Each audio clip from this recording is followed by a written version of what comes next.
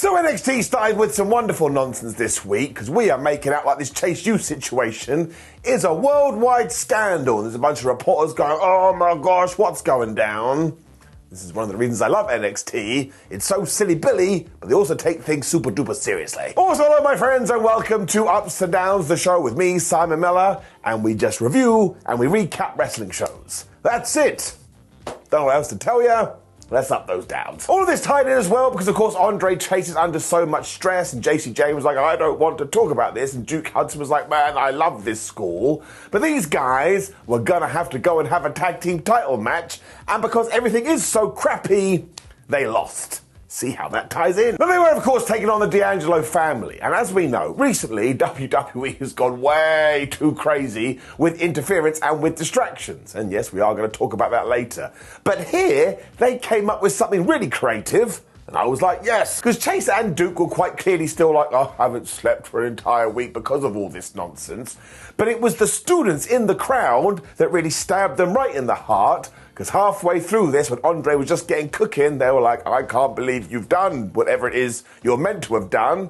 And they all left. And Andre watched this, and it was like his whole world had crumbled. I felt really sorry for him. I mean, there was this amazing 1-2-ooh, because Duke had to break up and pin at the last second. But you could just feel it here. NXT had made some decisions, and I'm probably telling you a life lesson as well. If you went out 100%, maybe you want to get your match delayed. As soon as he did miss the stomp, Tony and Stacks hit him with the bada bing, bada boom, and they pinned him with the 1-2-3. Honestly, what a terrible time he's having. His business is totally murked, and now he doesn't have any gold. It also just leaves us with so many questions. One, what's going to happen? What does JC Jane think about all this? And do we trust this Duke Hudson? Because go back in time, he was a little bit of an eyebrow raiser. Once again, this is just why I dig NXT so much. They give you stories and they play them out week to week. That's all wrestling needs to be.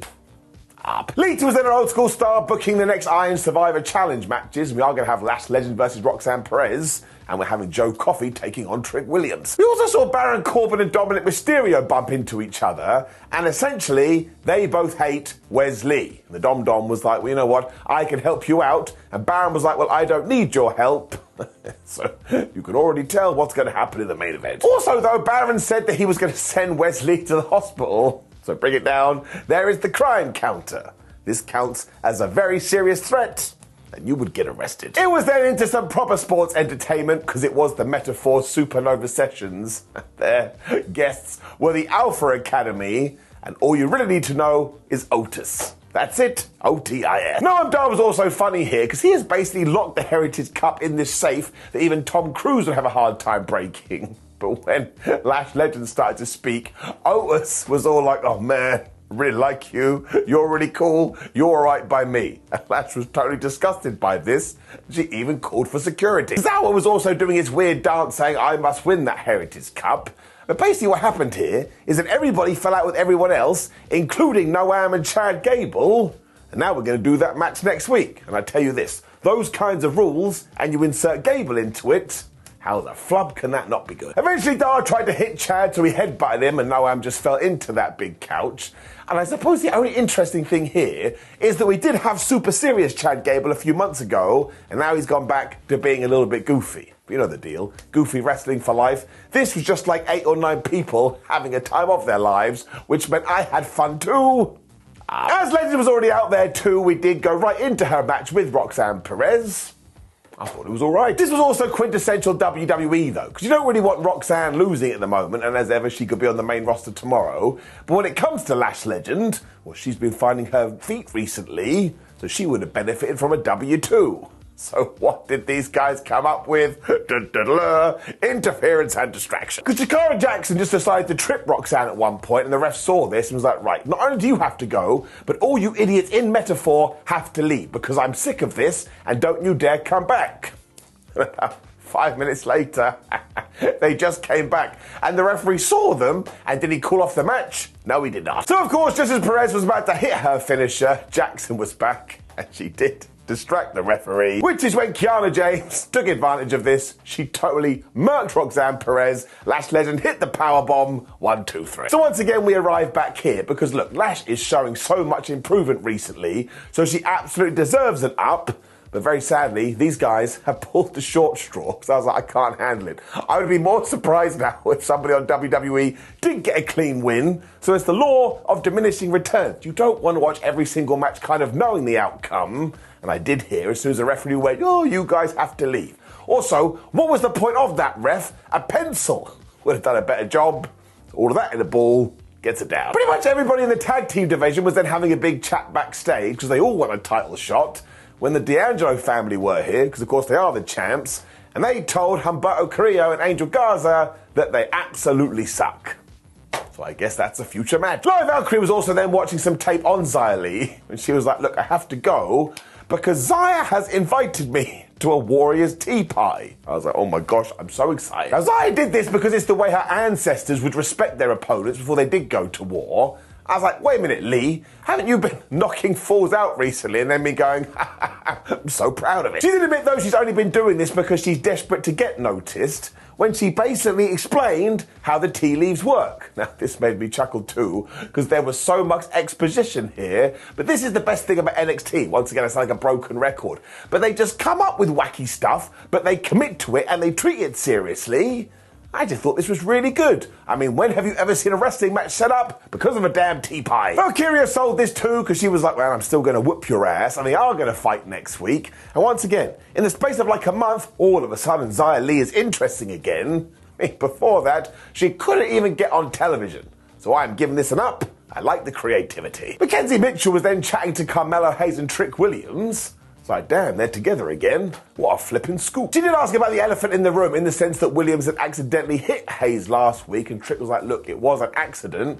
And essentially, yeah, these two are back on the same page. So much so, Carmelo is going to accompany Trick Williams to his match. It did make me ponder to myself, well, what could possibly go wrong when we essentially did the same thing with the women's division that we had done with the tag division just a minute ago. Because they were all a bit like, man, I can't believe Kiana James just interfered in a match. It's like, how can you focus on her? Everybody is doing it. And because Arianna Grace and Gigi Dolin fell out the most, they are now going to have a match later. Wrestling. Mitchell also got a quick word in here with Bron Breakker as well, who said he's going to break some people. It's like, that's the same as his name. When he got into it with Dijak. And I tell you, I would take that in my life. It's essentially a variation of big men slapping man meat. Which is when Trick Williams did indeed defeat Joe Coffey. Now as ever, Williams got a big old reaction because he is on his way, and at one point Gallus were trying to get in the ring, so he was just punching them. Like, yes, you should do this, because otherwise you know what's going to happen. These guys kept doing this though, which is when Carmelo Hayes tried to get involved, and essentially when he was doing this, he accidentally low-bridged the rope, which is when Coffey threw Trick in that direction, and he fell to the floor. So once again you were like, oh no, Carmelo screwed over his friend, or did he?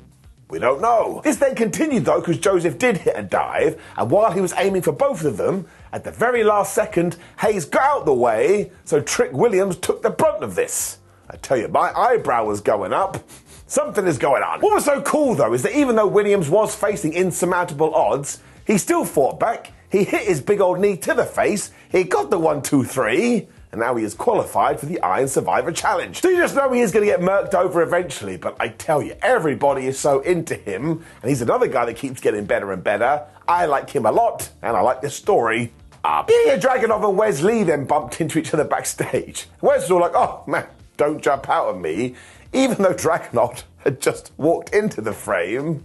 So I was like, Lee, you need to calm down. It did feel like we were teasing some sort of world title match in the future between them, and they both hate Baron Corbin.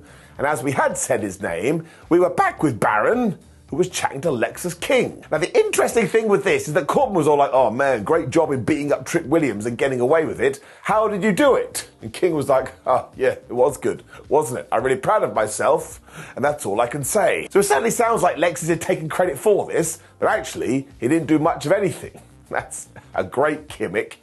He should keep taking credit for things he didn't do.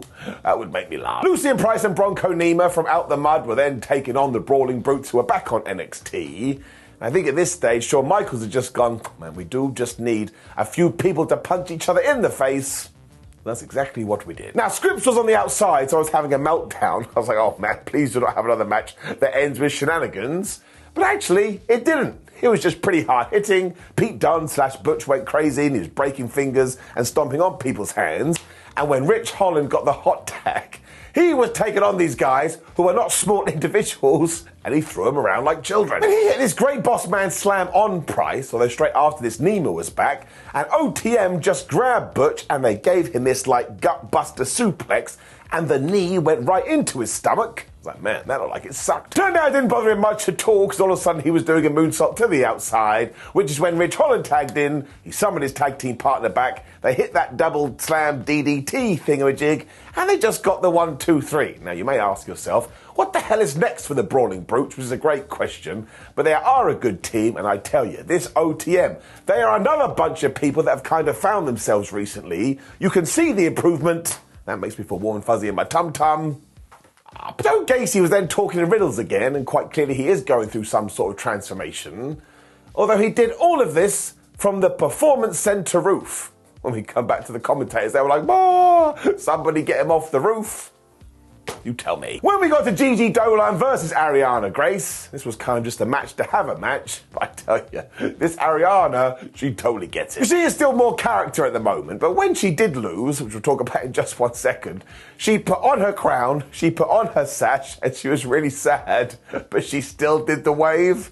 So it took me all of 3.2 seconds to go, man, I like it. She was also cheating constantly, because every time she did do a pin, she put her feet on the ropes. And honestly, there was about 42 most devastating moves in all of sports entertainment, the surprise roll-ups in this.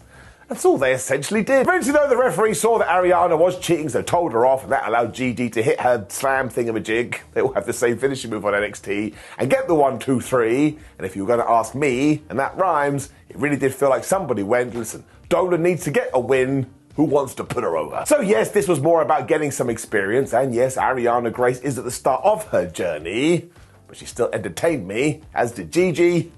Then got a quick recap of everything between Von Wagner and Robert Stone. Man, they sold this so hard. I was like, oh my gosh, it's the most beautiful thing ever. When Eddie Thorpe was back, he had gone away because he needed some rest, but now he's ready to go. He also wants to be in the Iron Survivor Challenge, which is when Drew Gulak, Miles Bourne, and Charlie Dempsey turned up.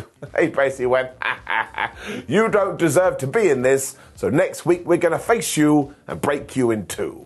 This is mostly how all NXT matches are arranged. We go backstage, and a couple of people fall out. They had more stuff with Andre Chase, because he was trying to address reporters and saying, listen, I'm not going to talk to you right now.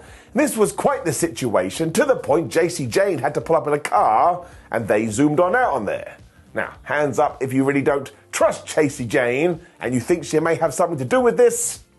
The plot thickens. When we got to our main event of the evening, which was another tough match to call, because of course Baron Corbin is quite clearly headed towards an NXT title match with Ilya Dragunov, but Wes Lee had only just returned, so he shouldn't lose. So what was the answer? Interference distraction. So you have to figure at this stage that distraction must have some incriminated pictures on WWE. Otherwise, why do we keep going back to this? This was still really good though, because they had such a good big man, not so big man dynamic, and some of the moves they laid in here, they quite clearly wanted to prove a point. And listen, ever since Baron Corbin has gone back to NXT, he has totally refound himself. So we should take our time and then move him back to Raw and SmackDown. Light a fire under his ass. Because they did have that conversation earlier though, the condom then arrived, and this was just as Wes Lee was getting going. He went to do a dive. Dominik took the bullet for Baron Corbin. Wes Lee was so mad about this, he beat him up, he almost got himself counted out, which maybe he should have done, because he got back in the ring. He got murdered with this end of days. Uno, dos, tres. Baron then decided he was going to wreck Wes Lee until Ilya Dragunov came out to make the save, but he also got hit with the end of days. And I like it when Baron goes crazy, because he can totally sell it. When Ilya walked over to a microphone, well no, he crawled, he was so beaten up, he was like, I will take you on a deadline. So there is your match. Look, if you did make Corbin the champion, I'd tell you this for free, I wouldn't mind it at all. So once again, this was a really good match. Those two have really good chemistry, so we should do something else with them. So we are going to give it an up. But look, we can't not go back to what we talked about earlier. It was just too many distractions, and it's out of control. What, like one match didn't have a distraction finish, and we tie it into Raw, it's totally mad. So that part gets it down. I mean, ultimately, I don't care, but my brain can't unsee it now. So you gotta be honest. Which brings us to the end of NXT, and of course it's getting it up. In terms of silliness, it is the best wrestling show on TV. I honestly enjoy it every single week. Now, please do like the video, share the video, and subscribe. Click the video on the screen, which is ups and downs for Raw, so you can continue to add up all the interference. Head over to WhatCulture.com, follow us on social media, and ultimately, just have a damn good week, my friends. Thank you for your time. I will see you soon.